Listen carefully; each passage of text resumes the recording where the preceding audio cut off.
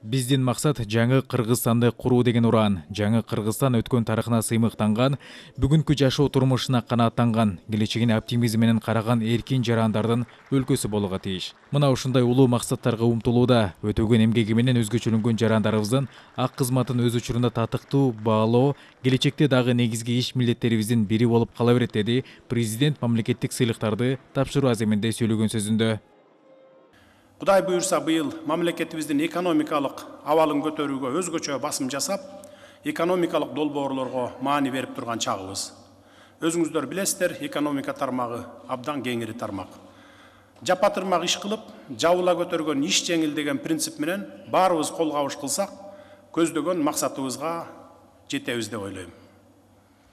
Дүйнө бир мүнөттө аярлабай алга жылуунун, ааламдашуунун үстүндө болуп жаткан маалда мамлекет менен коомчулуктун өзөгүн түзгөн, сиздер сындуу эмгеги өткөн өкүлдөрдүн көздөгөн максаты, беттеген ою, жасаган иши, сүйлөгөн сөзү төп келиши шарт.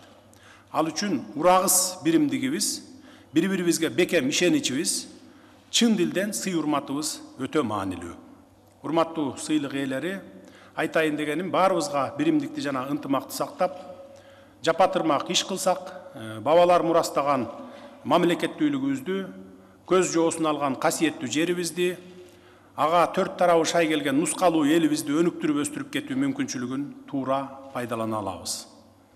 Асыл максаттарга жетүүдө дагы да албан иштерди арбын жасай бериңиздер.